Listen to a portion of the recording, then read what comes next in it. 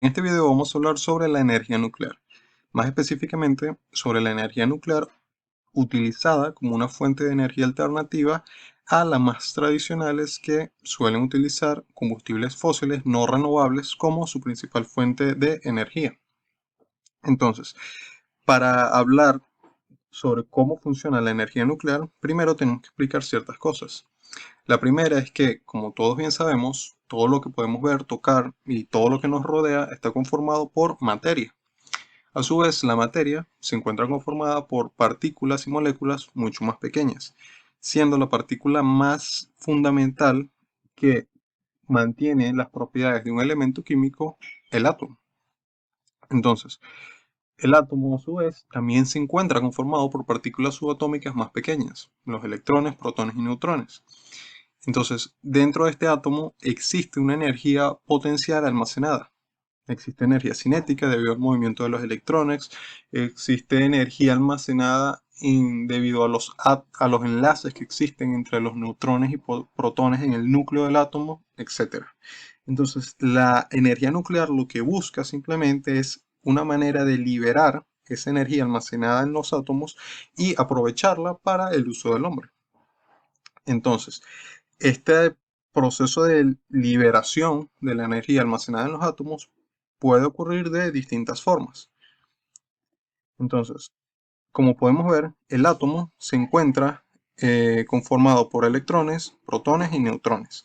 Los protones y electrones son los que conforman el núcleo del átomo y los electrones orbitan a su alrededor. El primer método de liberación de la energía que se encuentra almacenada en los átomos es la fisión nuclear. ¿Qué es lo que busca la fisión nuclear? En términos generales, lo que busca es separar el núcleo de un átomo en dos núcleos distintos y en este proceso también se liberan neutrones y en este proceso de separación ocurre una liberación de energía, tanto energía lumínica, energía cinética, pero al final gran parte de estas energías se terminan transformando en energía calórica, que es la que se busca aprovechar. Por otro lado, se tiene la fusión nuclear. La fusión nuclear busca lo contrario o busca el mismo fin, pero el método es el contrario al anterior. ¿Por qué? En el anterior se tenía un neutrón que era bombardeado por un electrón y se separaba en dos. Aquí se tiene lo contrario, se tienen dos núcleos de dos átomos distintos, los cuales se buscan fusionar, obteniendo como resultado un solo núcleo y se libera un electrón. Si nos damos cuenta aquí, el, la entrada del proceso son dos núcleos y la salida es un solo núcleo y un neutrón. Mientras que aquí era lo contrario. En la entrada se tenía un neutrón y un núcleo y en la salida se tenían dos núcleos y bueno, en este caso tres neutrones. Entonces, los reactores nucleares actuales realizan este proceso de liberación de energía a través de la fisión nuclear, debido a que con los desarrollos tecnológicos que existen hoy en día es el método más factible para la obtención de esta energía. Entonces, hablemos un poco más a detalle sobre la fisión nuclear. El elemento químico que se utiliza para separar su núcleo y liberar la energía es el de uranio y más específicamente el isótopo de uranio 235. ¿Por qué? El uranio es el elemento químico más denso y más pesado que existe. Entonces, los átomos se podría hacer una analogía con una casa de naipes.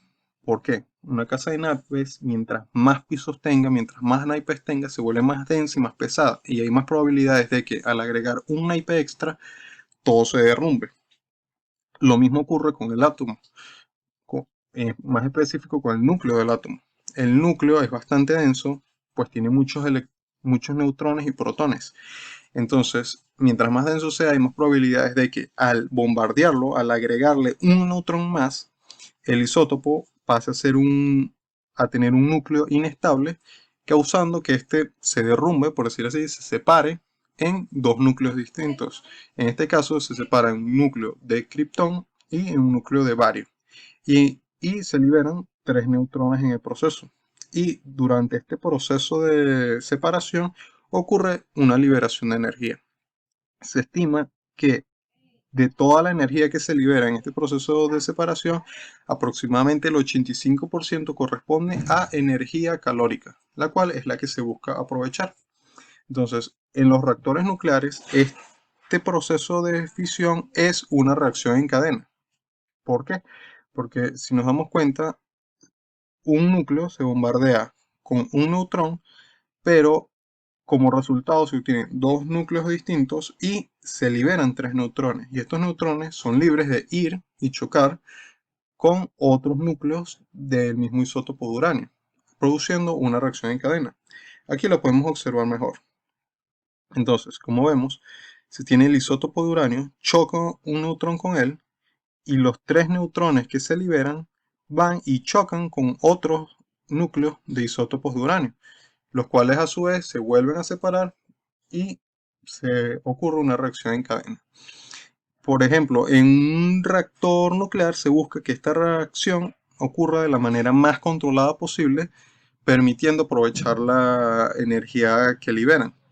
Mientras que en cambio en una bomba atómica, este proceso de reacción en cadena se busca que ocurra de la manera más descontrolada posible para que toda la energía se libere lo más rápido que se pueda, causando una explosión. Entonces, como ya vemos, el isótopo que se usa es el de uranio, pero en la naturaleza el uranio tiene distintas presentaciones. Entonces, hablemos un poco más sobre el uranio, que viene a ser el principal combustible utilizado en los reactores nucleares. Entonces, en la naturaleza el uranio se encuentra en tres isótopos distintos. Se encuentra el uranio 238, que es el isótopo de uranio más común en la corteza terrestre. Más del 99% del uranio que existe en la naturaleza corresponde al isótopo U-238. Luego se tiene el isótopo U-235, que es el ideal para ser utilizado en el proceso de fisión en reactores nucleares y corresponde al 0.7% aproximadamente de uranio que existe en la naturaleza. Además de estos dos, en la naturaleza también existe el isótopo U-234, el cual es el resultado de el decaimiento de la descomposición natural por la que pasa el isótopo U-238. Y ese isótopo corresponde al 0.2-0.3% de todo el uranio que se encuentra en la naturaleza. Entonces, veamos cómo es el ciclo de vida del combustible de uranio. Con el ciclo de vida me refiero a cómo es el proceso desde que es extraído desde la Tierra hasta que finalmente el combustible es desechado. Entonces, este proceso se divide en dos fases principales, o tres, también se podría decir. Una fase, un ciclo de aguas arriba, que es antes de que el combustible sea utilizado en el reactor nuclear, y luego un ciclo aguas abajo, que es ya cuando el combustible ha sido utilizado y va a ser desechado. Entonces, la primera fase es la de minería, que consiste simplemente en el proceso de identificar yacimientos de uranio en la Tierra y su posterior extracción a través de diferentes técnicas de minería.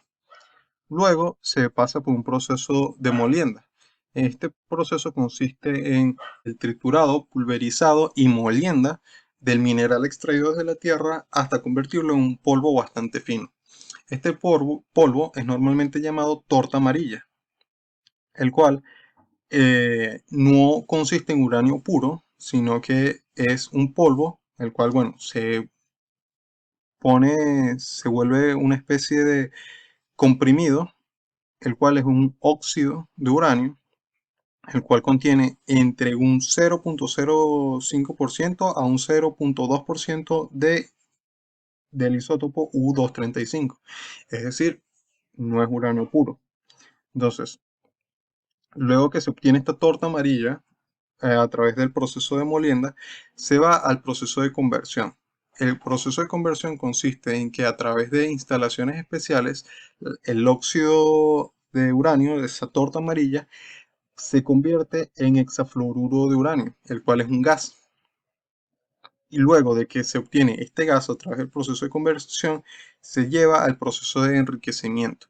En el proceso de enriquecimiento lo que se busca es aumentar el porcentaje de isótopo U-235 presente en ese gas. ¿Cómo se hace?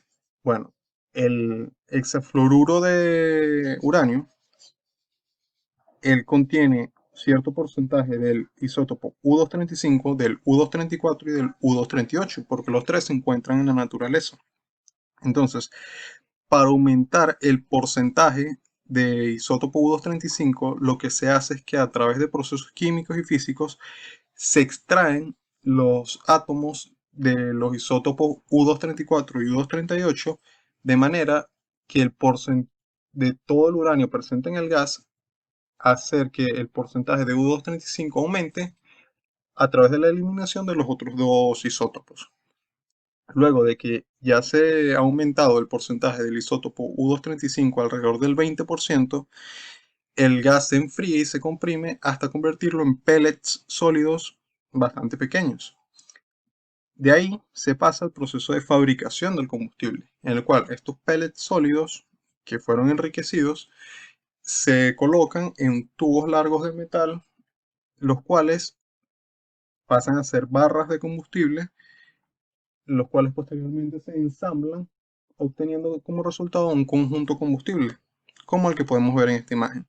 Se pueden apreciar las barras individuales de combustible, las cuales en su interior tienen los pellets de uranio enriquecido y todas se ensamblan en un conjunto, el cual tiene alrededor de 179 a 264 barras de combustible y el núcleo de un reactor nuclear típico contiene entre 121 a 193 conjuntos de combustible dependiendo del tipo de reactor que se trate. Así, luego de que los conjuntos combustibles de uranio han sido fabricados, estos son transportados hasta las instalaciones del reactor nuclear y son utilizados en el núcleo del mismo.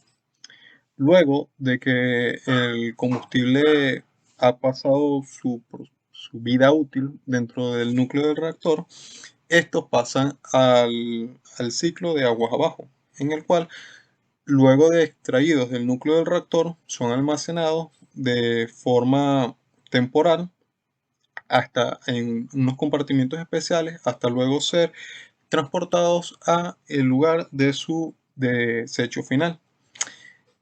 Como parte del ciclo de aguas abajo, muchas veces el combustible utilizado, ya gastado, es utilizado en el proceso de enriquecimiento y fabricación del combustible. ¿Por qué? Porque si bien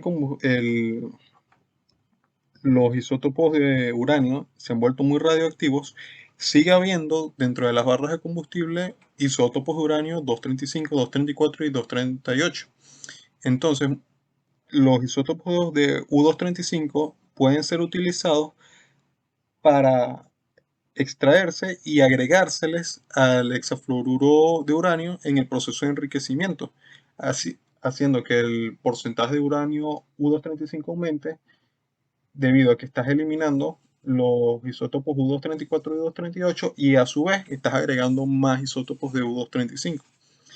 También, como veremos en un momento, en el proceso de descomposición del combustible del uranio se produce plutonio, el cual también puede ser utilizado como combustible nuclear y se puede extraer para ser utilizado en el proceso de fabricación de las barras y de los conjuntos de combustible. Sin embargo, esto depende mucho del país, pues en muchas naciones este procedimiento no está permitido. Como podemos ver aquí, estos son los compartimientos en los cuales se almacena las barras de combustible luego de ser utilizadas antes de ser desechadas de manera final y posteriormente estos suelen ser desechados ya sea enterrándolos en zonas restringidas únicamente para este propósito u otras veces son sumergidos en piscinas especiales para contener ahí los desechos que siguen siendo radioactivos y se siguen descomponiendo. Entonces, aquí hablemos sobre el plutonio. Como mencionamos, el plutonio también puede ser utilizado como combustible nuclear y él se forma en el mismo proceso de descomposición del uranio. ¿Qué ocurre? El combustible de uranio, si bien el isótopo principal es el U-235, dentro de las barras de combustible también existe el isótopo U-238. Cuando se están bombardeando los isótopos de U-235 con neutrones, algunos isótopos de U-238 también pueden absorber un neutrón. En lo que él absorbe un neutrón se convierte en un isótopo de uranio U-239. La vida media de este isótopo es de 23 minutos. Luego de que la vida media ha transcurrido, él se descompone y se convierte en un isótopo de Neptunio 239, el cual es un elemento químico sintético, por decirlo así, porque no existe en la naturaleza. Y luego de que este isótopo de Neptunio 239 se descompone, se convierte en un isótopo de plutonio 239. Entonces aquí pueden ocurrir dos cosas. Si él absorbe un neutrón, él, o si un neutrón choca contra él, él se puede separar produciendo una fisión nuclear, o puede que simplemente absorba el neutrón y no se separe. Entonces pasa a ser un isótopo de plutonio 240, el cual no es fisionable y simplemente se queda ahí almacenado dentro de las barras de combustible. Este se va almacenando con el pasar del tiempo hasta que luego, cuando se extraen las barras, se puede eliminar o se puede extraer ese exceso de plutonio que se almacena en ellas, y luego él puede ser utilizado como combustible nuclear. Entonces, ya visto cómo funciona el proceso de fisión y cuáles son los principales combustibles nucleares y cuál es su ciclo de vida, hablemos ya en lo que son los reactores nucleares.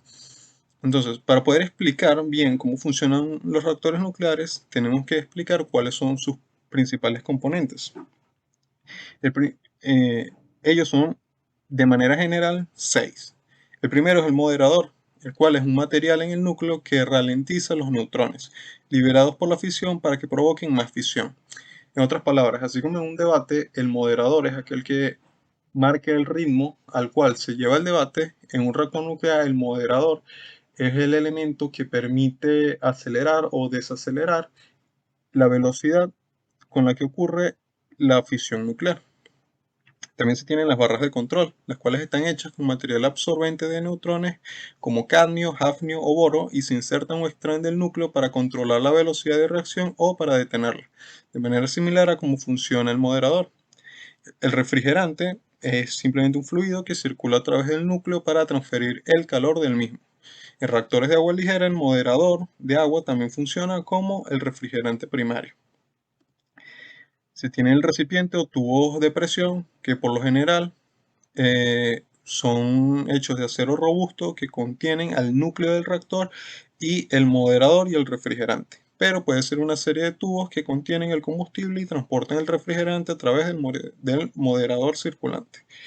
Se tiene el generador de vapor, que es la parte del sistema de enfriamiento de los reactores de agua a presión, en donde el refrigerante primario a alta presión, que trae el calor del núcleo del reactor, se utiliza para producir el vapor de agua que luego mueve a la turbina.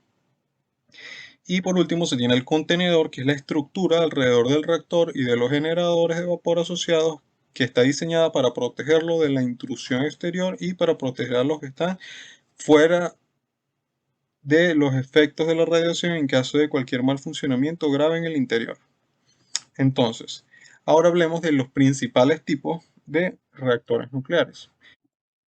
El principal tipo de reactor nuclear utilizado a nivel mundial para la utilización de la energía nuclear o la conversión de la energía nuclear en energía eléctrica son los reactores de agua presurizada. Se estima, de hecho, que de los 441 reactores nucleares que existen a nivel mundial para este uso, el 301 de ellos son reactores de agua presurizada. ¿Cómo funcionan ellos entonces? Podemos ver que tenemos las barras de control, tenemos las barras de combustible, se tiene el recipiente de presión. En este caso, como es agua presurizada, se tiene un presurizador, se tiene el generador de vapor y, bueno, los conductos que conducen el agua. Entonces, en este tipo de reactores nucleares, el agua en el núcleo del reactor, que está aquí, alcanza aproximadamente 325 grados centígrados, por lo cual para que no se evapore se debe mantener a aproximadamente 150 veces la presión atmosférica, para lo cual se utiliza el presurizador.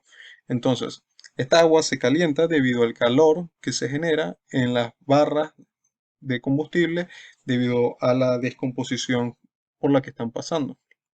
Entonces, el agua caliente eh, a aproximadamente 325 grados centígrados, fluye hasta llegar al generador de vapor. Entonces, dentro del generador de vapor hay un intercambiador de calor a través del cual el agua caliente que viene del generador fluye. Y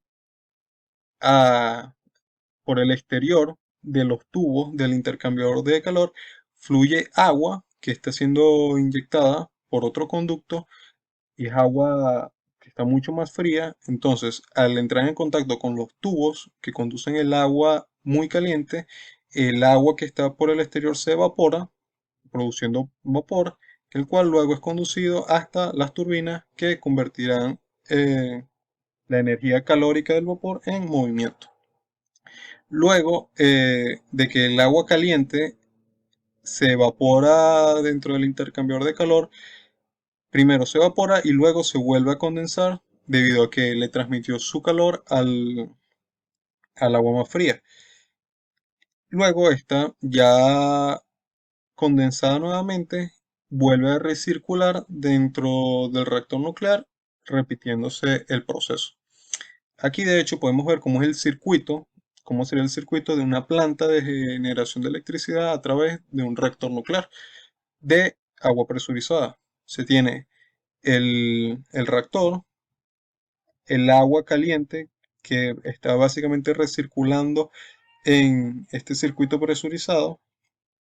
Se tiene el generador de vapor en el cual entra el agua líquida, se evapora, va a la turbina. La turbina, el movimiento de los álabes es transmitido por un eje, un generador de electricidad que la convierte en la energía eléctrica. Luego de que el agua sale o el vapor sale de la turbina, pasa a través de un condensador, el cual hace que el agua pase de su estado gaseoso a líquido y vuelva a recircular dentro del generador de vapor. Si vemos, el circuito es muy similar al de utilizado en la generación de energía eléctrica a través del ciclo Rankine, con la diferencia de que en lugar de utilizar como generador de vapor una caldera, se utiliza es un reactor nuclear. Entonces, el segundo tipo de reactor nuclear más común son los reactores nucleares de agua hirviente. En estos, las barras de control se encuentran en la parte inferior del compartimiento presurizado y los elementos combustibles se mantienen igual en el núcleo del reactor, donde el decaimiento radioactivo del combustible sigue siendo la fuente de calor. Entonces aquí agua es introducida a través de una bomba al núcleo del reactor. Aquí el calor que las barras de combustible están emitiendo calientan el agua produciendo que se evapore. Entonces el vapor de agua sube, pasa a través de unos separadores de vapor que garantizan que solo sea vapor lo que salga del, del sistema y cualquier agua que se condense recircule nuevamente dentro del sistema. Y aquí simplemente el vapor que sale de los separadores de vapor es enviado a la turbina para convertir la energía calórica en movimiento y posteriormente en energía eléctrica. Entonces, de manera general, este tipo de reactores tienen muchas similitudes con los reactores de agua presurizada, con la diferencia de que aquí el agua está a mucho menos presión. Se estima que como máximo a 75 veces la presión atmosférica, por lo cual la temperatura que el agua alcanza en el núcleo del reactor es de alrededor 245 grados centígrados. Este tipo de reactores en su núcleo tienen aproximadamente de 90 a 100 barras de combustible y puede haber hasta 750 núcleos o conjuntos de combustible en el núcleo del mismo. De hecho, si vemos el circuito para la generación de energía eléctrica con este tipo de reactores, se tiene que se tiene el compartimiento donde está el reactor, donde está el núcleo, se inyecta el agua, la cual se evapora debido al calor de las barras de combustible. El vapor, luego de salir de los separadores de vapor, es enviado a la turbina, donde sale el vapor mucho más frío, pasa a través de un condensador y el condensador envía nuevamente el agua a través de una bomba al reactor para que esté constantemente recirculando. Y el movimiento de la turbina se transmite a través de un eje a un generador que lo convierte en energía eléctrica, de manera similar al método anterior. Ya estos dos tipos de reactores, los de agua presurizada y los de agua hirviente, son los más comunes. Sin embargo, existen otros tipos de reactores relativamente comunes. Uno de ellos es el reactor de agua pesada presurizada. Este tipo de reactores son utilizados principalmente en Canadá y como podemos ver, su principal diferencia es que las barras de combustible no se encuentran todas en el núcleo del reactor, sino que se tiene un compartimiento que se llama calandria, en el cual las barras se encuentran de manera segmentada en distintos compartimientos individuales. A través de estos compartimientos se inyecta el agua. Entonces, al pasar por estos tubos, al estar en contacto con más área, por decirlo así, de los mismos, de las barras de combustible, la energía puede ser aprovechada de mejor manera. Sin embargo, este tipo de reactores consume más combustible, pues al las barras estar localizadas o estar segmentadas así de manera individual, se requiere mayor cantidad de combustible.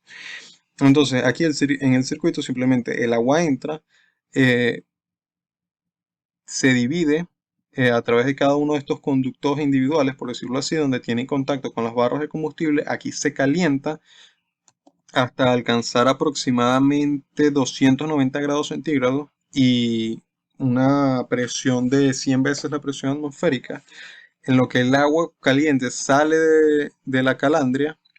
Es, eh, es enviada al generador de vapor, que funciona de manera muy similar a los reactores de agua presurizada. Entra el agua caliente, pasa por los intercambiadores de calor, por el exterior de los tubos hay agua fría, la cual al entrar en contacto con los tubos se evapora y es enviada a la turbina, y el agua que sale ya fría, más fría, del intercambiador de calor, es luego se le conduce para que recircule nuevamente a través del sistema. Este tipo de reactores les llaman de agua pesada porque el material que utiliza en su moderador es agua pesada. Por último, tenemos los reactores de enfriamiento de gas avanzado. Este tipo de reactores existe principalmente en Rusia, porque fueron construidos en la época de la Unión Soviética. La principal diferencia de este tipo de reactores con los anteriores es que el refrigerante principal que utilizan no es agua, como en todos los ya mencionados, sino que es dióxido de carbono. En este tipo de reactores, en su núcleo se tienen los conjuntos de combustible que se calientan. A través de ellos se hace fluir el dióxido de carbono, el cual alcanza altas temperaturas de hasta aproximadamente 650 grados centígrados. Entonces, el reactor cuenta con varios ciclos, por decirlo así, o con varios serpentines, por llamarlos de esa manera, a través de los cuales fluye el agua que entra fría, y al entrar en contacto con el dióxido de carbono que se encuentra muy caliente, ocurre una transferencia de calor que causa que el agua que está viajando a través de estos tubos se evapore y luego sea conducida hasta la turbina, donde se convertirá últimamente en energía eléctrica. Entonces, ya explicados los principales tipos de reactores nucleares, procedamos a hablar cuáles son las ventajas y desventajas de la energía nuclear. Empezamos hablando de las ventajas. En primer lugar, muchos científicos creen que la energía nuclear sigue siendo la mejor manera de proporcionar grandes cantidades de energía para una gran y creciente población mundial.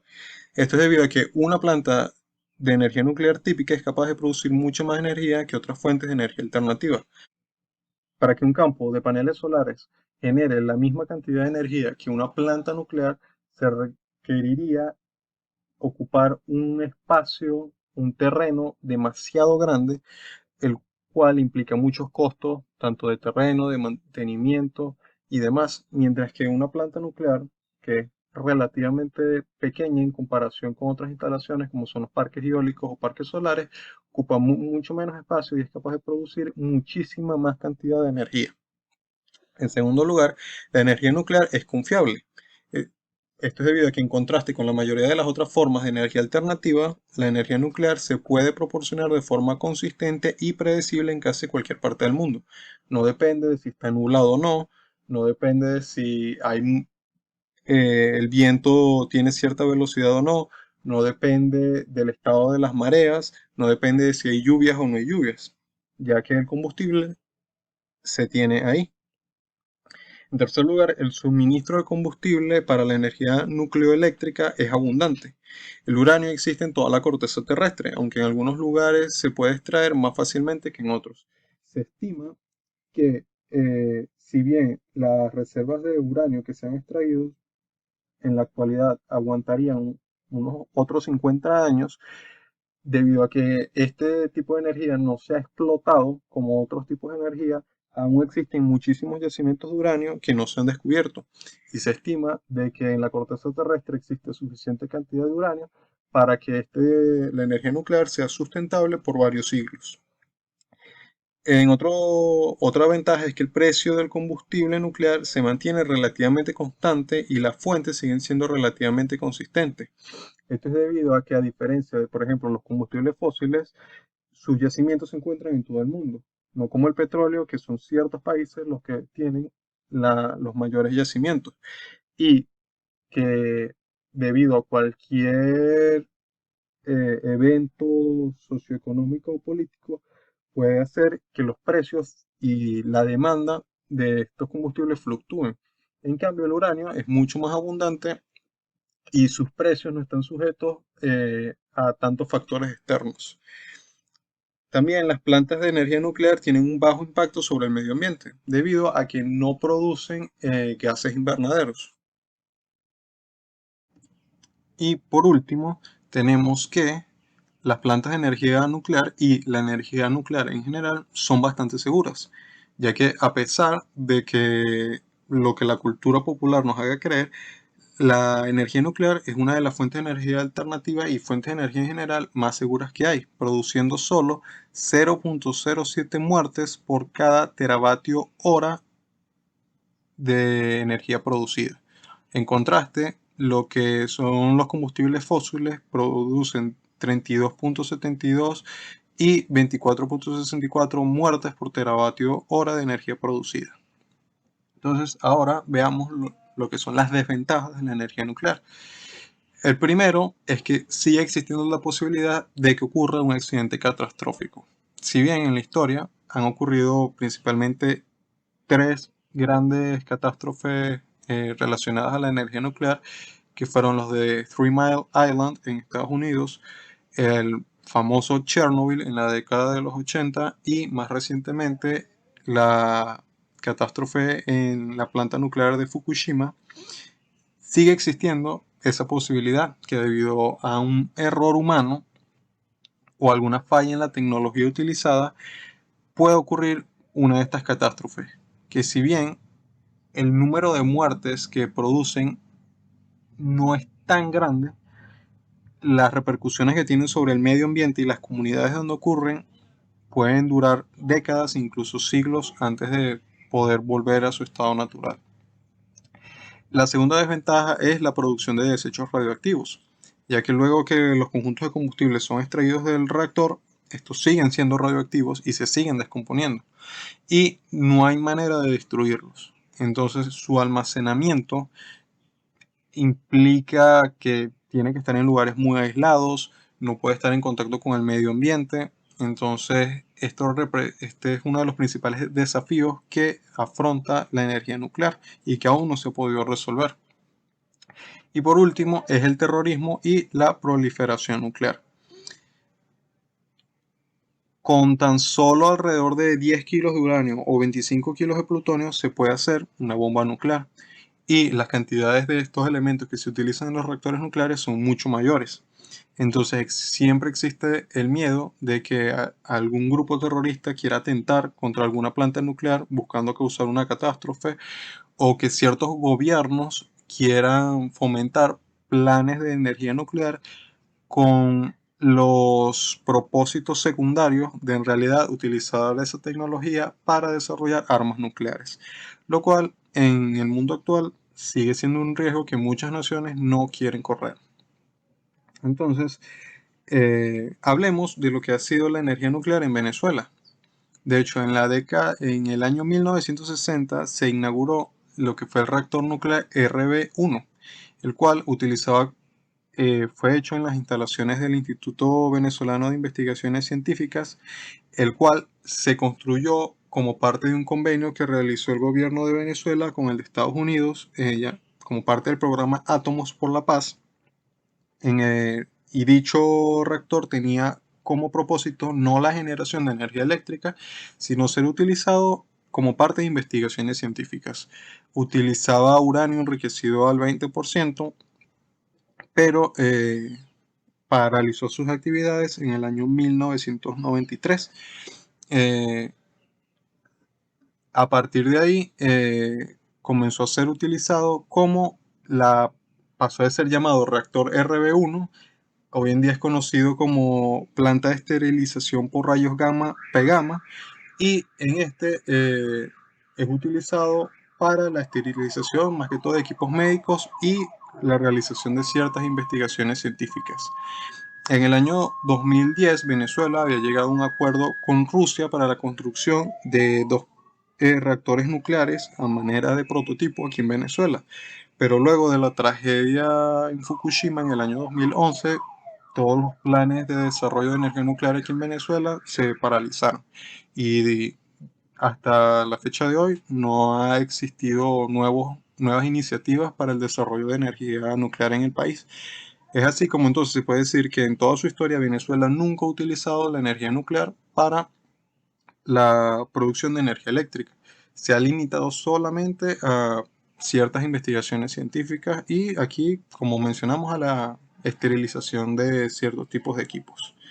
Y bueno, así culminamos lo que es este video, esta presentación sobre la energía nuclear, y podemos ver cómo el hombre pasó en un periodo de alrededor de 2 millones de años de descubrir el fuego por primera vez hasta llegar al punto en el que es capaz de aprovechar la energía dentro de los átomos, que es la unidad más pequeña que constituye la materia, para extraer energía calórica y utilizarla en su propio beneficio.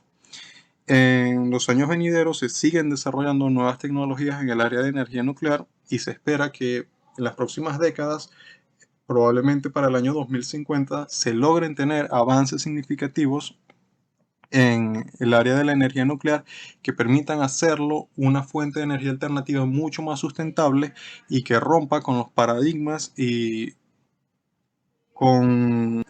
que logre vencer esa barrera o ese temor que tiene la sociedad al escuchar cualquier cosa que se relacione con la energía nuclear. Entonces, bueno, muchas gracias por su atención y espero que este video les haya sido útil.